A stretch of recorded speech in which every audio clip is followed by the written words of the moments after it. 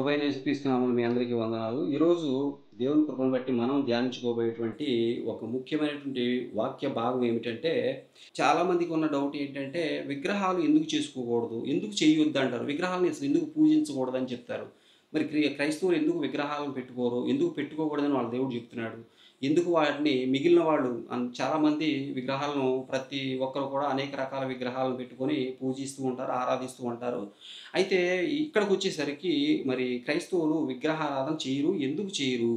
కారణం ఏమై ఉంటుంది? అసలు దేవుడు ఎందుకు చెప్పాడు ఆ మాట అనేది మనం ఈరోజు పాఠ్యభాగంలో మనం చూడబోతా ఉన్నాం. ఇక్కడ చూస్తే విగ్రహాలు విగ్రహారాధన చేయొద్దు అనేది అసలు యాక్చువల్‌గా అయితే మనకి ఉన్నటువంటి 10 ఆజ్ఞల్లో ఒక ఆజ్ఞగా ఉంది.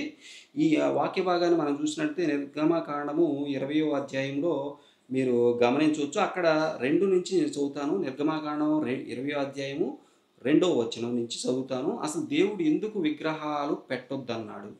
ఎందుకు ఆయన విగ్రహాలైనా చేయొద్దన్నాడు? అసలు ఏ విగ్రహం కూడా ఎందుకు చేయకూడదు? ఎందుకు పూజించకూడదు అని ఆయన చెప్పడం జరిగింది. ఇతర దేవతల విగ్రహాలు సంగతి పక్కన పెట్టినా, ఆయన విగ్రహం కూడా ఎందుకు చేయకూడదు? అసలు ఆయన రూపంలో గాని, ఇంక ఏ రూపంలో గాని విగ్రహం చేయొద్దని అన్నాడు. ఎందుకన్నాడు ఆ మాట? అది ఇక్కడ చూస్తే నిర్గమకాండం 20 అధ్యాయం 2వ వచనం చూస్తే, నీ దేవుడైన యెహోవాను నేనే దాసుల గృహమైన ఐగుప్తు దేశంలో నిన్ను వెలుపలికి రప్పించితిని. నేను తప్ప వేరొక దేవుడు నీకు ఉండకూడదు. ఫస్ట్ పాయింట్ అన్నమాట. మొదటి ఆజ్ఞ ఇది కూడా. ఈ మొదటి ఆజ్ఞకు కొనసాగింపుగా ఏం చెప్తాడు? నేను తప్ప వేరొక దేవుడు నీకు ఉండకూడదని చెప్తూనే, పైన ఆకాశం అందే గాని, కింద భూమి అందే గాని, భూమి కింద నీళ్ళ యందే గాని ఉండు దేని రూపమునైనను విగ్రహమునైనను నీవు చేసుకోకూడదు. వాటికి సాగిలపడకూడదు. ఇక్కడ ఏ రూపంలోనైనా ఆకాశంలో గాని, భూమి కింద గాని, భూమి కింద ఉన్న నీళ్ళలో గాని ఉండు దేని రూపమైనా గాని, అంటే చాప విగ్రహం గాని, బొమ్మ విగ్రహం గాని, తాబేలు విగ్రహం గాని, చెట్టు విగ్రహం గాని, నక్షత్రాలు, సూర్యచంద్రుల విగ్రహాలు గాని, లేకపోతే ఇంక ఏది కూడా చేయకూడదు అని చెప్పేసి దేవుడు చెప్తాడు. వాటికి సాగిలపడకూడదు, వాటికి మొక్కకూడదు అని చెప్తున్నాడు. వాటిని పూజించకూడదు అని చెప్పాడు. ఎందుకని అంటే ఇక్కడ చూడండి, ఏలయనగా నీ దేవుడైన యెహోవానగు నేను రోషం గల దేవుడను, నన్ను ద్వేషించు వారి విషయంలో 3, 4 తరముల వరకు తండ్రుల దోషాన్ని కుమారుల మీదకి రప్పించుచు నన్ను ప్రేమించి నా ఆజ్ఞలు గైకొని వారిని 1000 తరం వరకు ఖండించువాడినై ఉన్నాను అన్నాడు. ఇక్కడ మనం గుర్తుపెట్టుకోవాల్సిన విషయం ఏంటంటే, నీ దేవుడైన యెహోవానగు నేను రోషము గల దేవుడను. నీ దేవుడైన యెహోవానగు నేను రోషము గల దేవుడను. కాబట్టి మీరు నన్ను తప్ప వేరే ఎవరిని ఆరాధించకూడదు. అన్నిటికి మించి మీరు ఏ విగ్రహం చెయ్యకూడదు. ఎందుకు చేయకూడదంటే ఒకటే విషయం. ఏంటి? దేవుడు ఎందుకు చెప్పాడంటే, దేవుడు ఒక్కడే, సర్వ సృష్టికి అధిపతి ఒక్క దేవుడే. ఆయన యావే తండ్రి, యెహోవా దేవుడు. మరి ప్రభువైన యేసుక్రీస్తువే ఆయనే ఈ లోకంలోకి రావడం జరిగింది. ఆయనే దేవుడు. ఆయన తప్ప వేరే దేవుడు లేడు. మరి ఎందుకు విగ్రహం చేయకూడదు అంటే, ఈ మనుషులు ఏం చేస్తున్నారు? రకరకాల విగ్రహాలు చేసుకుంటున్నారు. మరి సూర్యుడు, చంద్రుడు విగ్రహాలు చేసుకుంటారు. కింద వివిధ రకాల చెట్ల విగ్రహాలు చేసుకుంటారు. పుట్ల విగ్రహాలు చేసుకుంటారు. పాముల విగ్రహాలు చేసుకుంటారు. మరి చేపల విగ్రహాలు చేసుకుంటారు. తాబేలు విగ్రహాలు చేసుకుంటారు. అన్ని రకాల విగ్రహాలు చేసుకుని వాటిని ఆరాధించడం జరుగుతుంది. ఇక్కడ విషయం ఏంటి అంటే, విగ్రహాన్ని ఎందుకు చేయకూడదు? విగ్రహం చేసి అదే నా దేవుడు అంటారు. విగ్రహం ఎందుకు చేస్తున్నారు వీళ్ళు? అది నా దేవుడు అని అంటారు. మీకు తెలుసు కదా, మోషే మరి సీనాయి పర్వతం మీదకి వెళ్ళి తండ్రితో మాట్లాడటానికి 4 రోజులు అక్కడే ఉంటే, కిందున్న ఇజ్రాయేలీలంతా కూడా ఆయన వచ్చేసరికి అహరోను చేత ఒక దూడ బొమ్మను చేసుకుని దాన్ని ఆరాధించి అదే మా దేవుడు అంటారు. అంటే అంత గొప్ప దేవుడు, ఈ సర్వ సృష్టిని సృష్టించిన గొప్ప దేవుడు ఒక దూడతో సమానమా? అంటే అంత గొప్ప దేవుడిని, అంత శక్తి కలిగిన పరిశుద్ధుడైన అంత గొప్ప దేవుడిని ఒక దూడతో సమానంగా చేస్తారా? ఒక చెట్టుతో సమానంగా చేస్తారా? ఒక పాముతో సమానంగా చేస్తారా? మరి ఆయనకు రోషం రాదా? ఆయన కోపం రాదా? అంతెందుకు, నీ బొమ్మను ఎవడన్నా గీస్తే నిన్ను ఉన్నది ఉన్నట్టుగా కాకుండా వేరే రకంగా కాలు వంకరో, ముక్కు వంకరో, చెయ్యి వంకరగానో నిన్ను గీస్తే నువ్వే తట్టుకోలేవు. నీకే రోషం వస్తుంది, నీకే కోపం వస్తుంది. నా బొమ్మ ఎలా గీస్తావేంట్రా, నేనా అది అని చెప్పి నువ్వే వాడి మీద పోటాడతావు. అట్లాంటిది సర్వ సృష్టిని చేసిన దేవుడు, గొప్ప దేవుడు, మహోన్నతుడు, సర్వ సంపన్నుడైనటువంటి మహాశక్తి కలిగిన మహావైభవంలో మరి ఉన్నటువంటి దేవుడి యొక్క శక్తిని ఒక పాముకి సమానంగా, లేదా ఒక చెట్టుకు సమానంగా, లేక ఒక ఇంకేదో జంతువుతో సమానంగా పోలిస్తే మరి ఆయనకి ఎంత కోపం వస్తుంది? ఇంత సర్వ సృష్టి చేసి ఇంకొక విషయం, చెట్టు లేదంటే ఏదైనా విగ్రహం, బొమ్మ, అది రాయి కదలదు. రాయి కావచ్చు, చెక్క కావచ్చు, చెక్క బొమ్మ కావచ్చు, రాయి బొమ్మ కావచ్చు. అది మాట్లాడలేదు. కానీ దేవుడు మాట్లాడలేడా? ఆయన శక్తి కలిగిన దేవుడు కాదా? ఆయన ప్రతిరోజు నీతో మాట్లాడట్లేదా? నీ అవసరాలు తెలుసుకోవట్లేదా? ఆయనకి ఆలోచన లేదా? ఆయన ఆలోచిస్తున్నాడు, అన్ని విషయాలు చూస్తున్నాడు, పరికించి చూస్తున్నాడు. ప్రపంచ సర్వం ఈ భూమి మీద ఉన్న ప్రతి జీవిని కాపాడుతూ, రక్షిస్తూ, వాటికి కావాల్సిన ఆహారాన్ని గుప్పిలు విప్పి పెడుతూ, మరి ఆయన శ్వాస విడిస్తే ఈ భూమి మీద జీవులన్నీ బతుకుతున్నాయి. ఆయన శ్వాస తీసుకుంటే ఈ భూమి మీద జంతువులన్నీ చచ్చిపోతున్నాయి మనుషులతో సహా. మరి అటువంటి గొప్ప శక్తి కలిగిన దేవుడిని నువ్వు ఎందుకు పనికిరాని ఒక చెక్క బొమ్మతోనూ, ఒక రాతి బొమ్మతో సమానంగా చేసి అదే నా దేవుడు అంటే దేవుడు ఎలా ఓకే? క్షమించడానికి అస్సలు ఆస్కారం. అందుకే దేవుడు చెప్పాడు, ఏ రూపమునైనా గాని నువ్వు విగ్రహం చేసుకోకూడదు, దానికి పూజింపకూడదు. అందుకే అంటాడు, నీ దేవుడైన యెహోవా సర్వశక్తి కలిగిన దేవుడు, సర్వశక్తి కలిగిన దేవుడు, సర్వ సృష్టికి ఆయన ఆధారమై ఉన్నాడు. ఆయన సర్వోన్నతుడు. నిన్ను సృష్టించింది, ఈ భూమి మీద ఉన్న ప్రతి ప్రాణిని సృష్టించింది ఆయన. ఆయన్ని నువ్వు ఆరాధించు. ఆయన్ని ఆరాధించు. ఆయన నువ్వు చూడలేదు. ఆయన ఏనాడు నువ్వు చూడలేదు. నువ్వు చూడలేదు కాబట్టి అందుకే ఆయన అంటాడు, ఆత్మతో ఆరాధించాలి ఆయన. ఆత్మతో ఆరాధించాలి. ప్రభు దేవుడు ఆత్మయ్య ఉన్నాడు ఆయన. ఆత్మతో ఆరాధించాలి. సంపూర్ణమైన మనస్సుతో ఆయన్ని ఆరాధించాలి. మరి ఎలా ఆరాధించాలంటే అంతే. అంతేగాని విగ్రహం చేసుకుని ఆరాధించదు. వేరే వేరే విగ్రహాల సంగతి మనకు అనవసరం, కానీ నువ్వు ఏ విగ్రహం చేసుకోకూడదు. విగ్రహం చేసుకుని ఇదే నా దేవుడు, నన్ను సృష్టించిన దేవుడు ఇదే అని ఒక రాయితో నువ్వు చెప్తే అసలు సృష్టించిన దేవుడు ఏమైపోతాడు? మరి ఆయన మహత్వం ఏమైపోద్ది? ఆయన శక్తి గొప్పతనం ఏమైపోద్ది? అందుకే దేవుడు విగ్రహం చేసుకో. అందుకే విగ్రహారాధన దేవుడు నిషేధించాడు. విగ్రహాన్ని మీరు చెయ్యొద్దు. నేను ఆ విగ్రహంతో సమానం కాదు. నేను ఈ బొమ్మతో, ఈ చెక్క బొమ్మతో సమానం కాదు. నేను ఆ రాతి బొమ్మతో సమానం కాదు. నేను నీ దేవుడైన యెహోవాను. నేను తప్ప నీకు వేరే దేవుడు లేడు.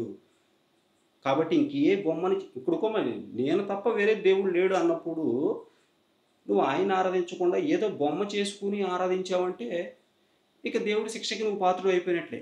కాబట్టి ఆయన ఆజ్ఞను మీరటం పాపంతో సమానం. పాపం అంటే మరణంతో సమానం. పాపం చేసామంటే మరణించాల్సిందే.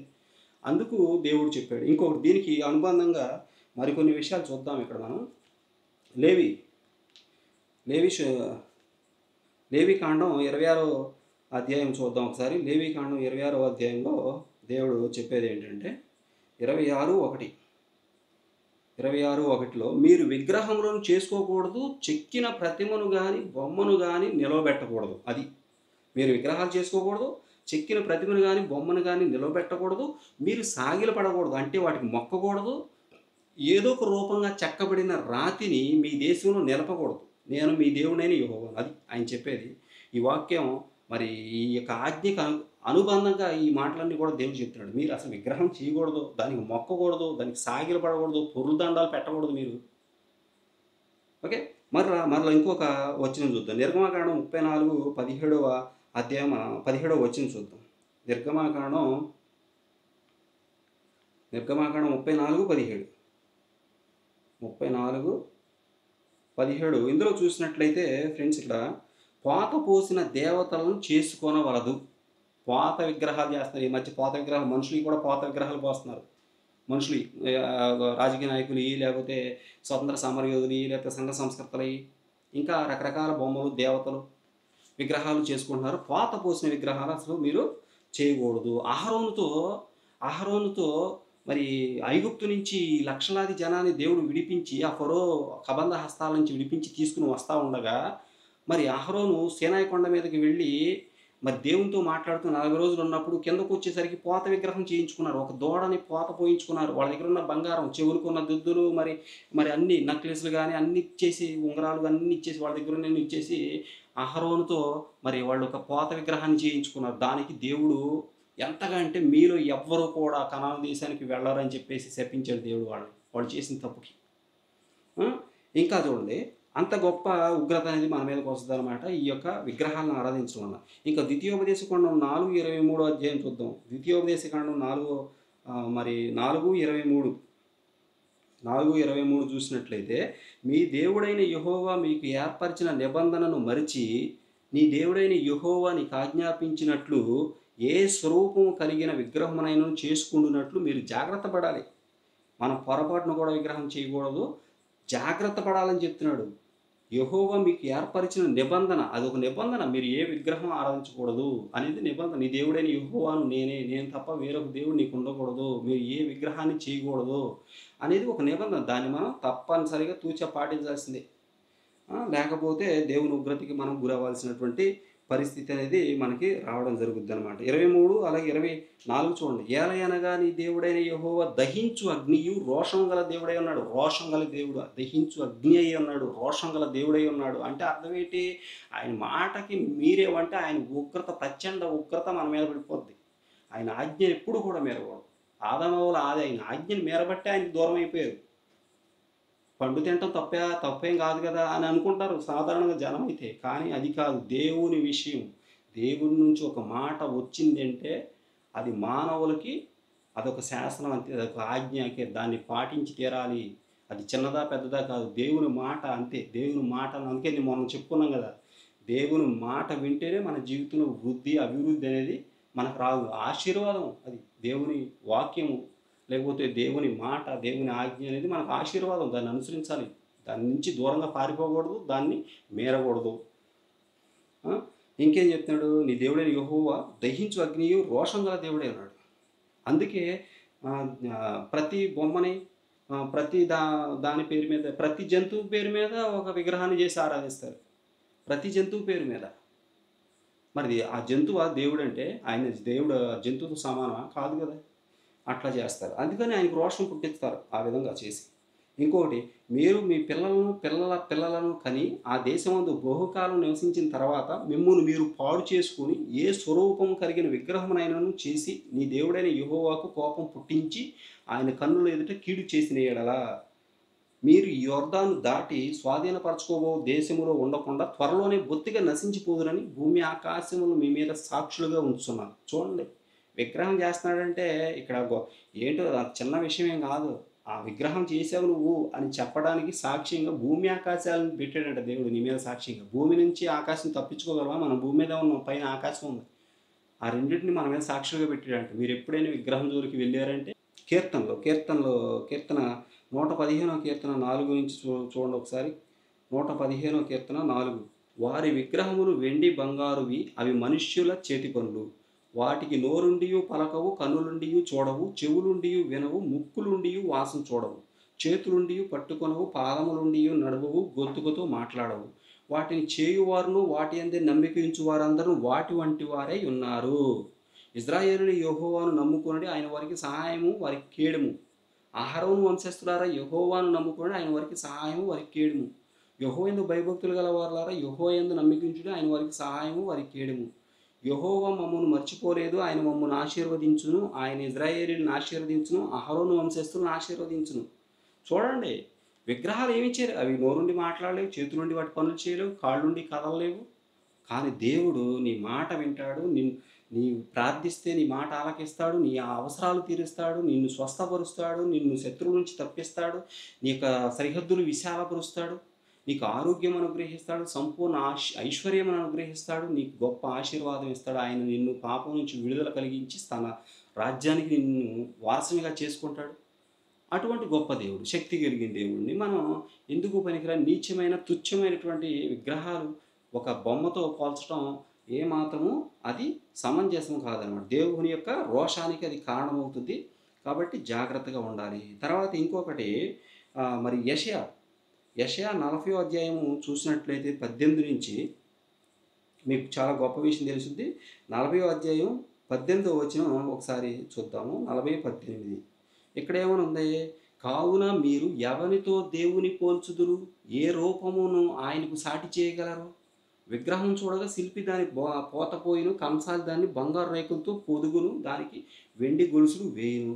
విలువగల దాన్ని అర్పింపజాలని నీరసుడు పుచ్చని మ్రాను ఏర్పరచుకొను, కదలని విగ్రహం స్థాపించడానికి నేర్పుగల పనివాని వెదికి పిలుచుకొను. విగ్రహంతో దేవునికి సమానం చేస్తామా? చేయలేము. కాబట్టి విగ్రహం చేయకూడదని చెప్పి దేవుడు చెప్తున్నాడు. ఇక్కడ ఇర్మియా 10వ అధ్యాయం చూడండి ఒకసారి. ఇర్మియా 10వ అధ్యాయము మరి 14వ వచనం.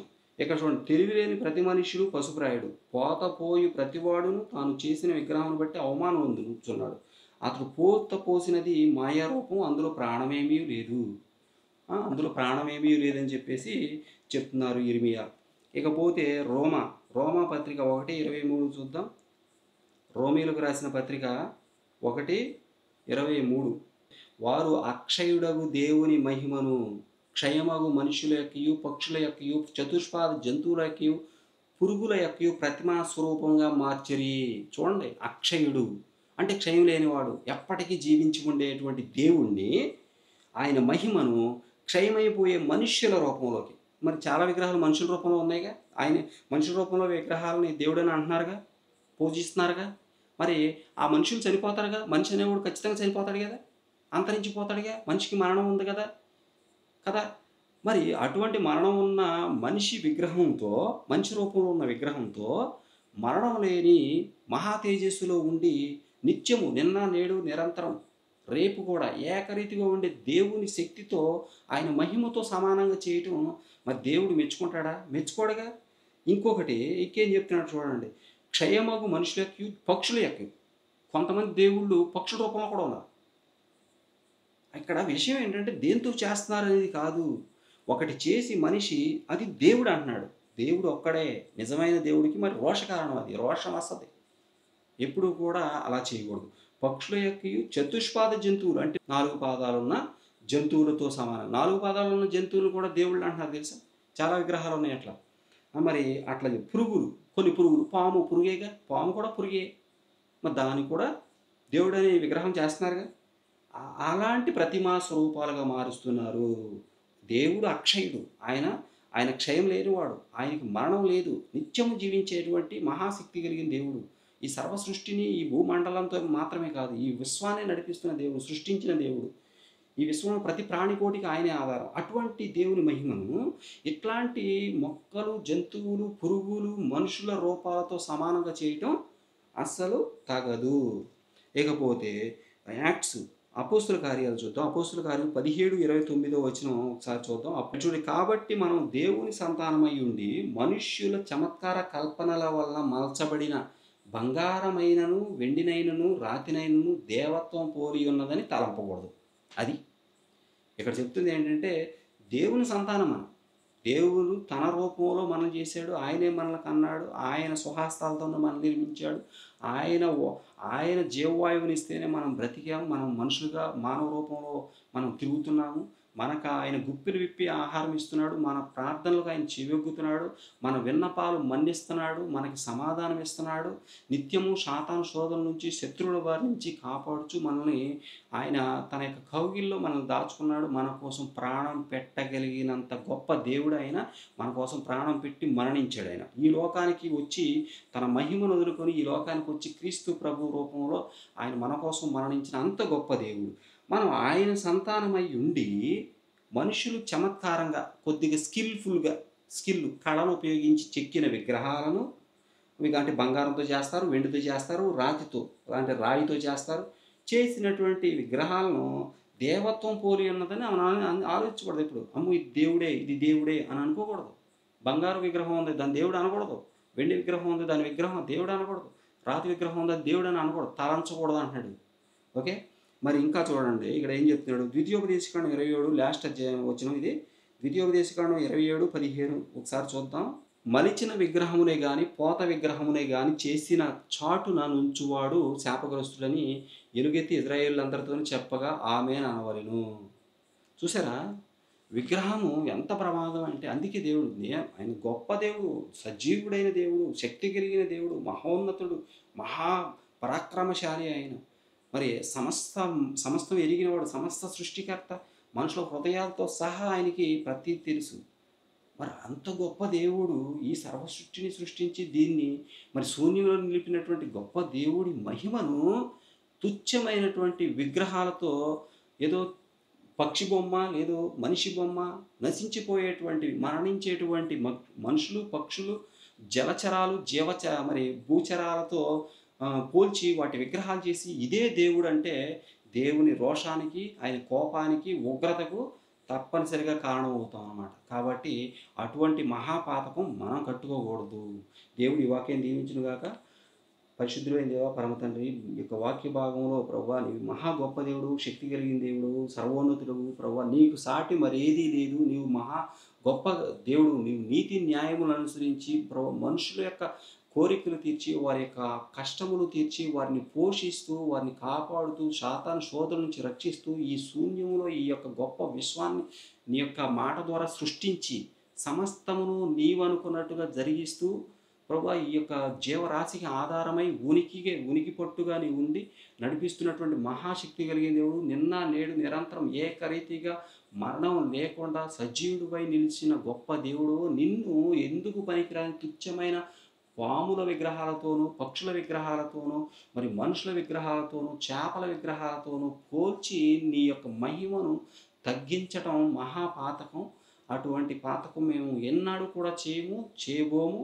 మీ కృప మాకు తోడుగా ఉంచినందుకే మీకు వేలాది స్తుతులు, స్తోత్రములు. మమ్మల్ని ప్రభా మేము ఏదైనా తప్పు పాపం చేసినట్లయితే మమ్మల్ని మన్నించండి, క్షమించండి.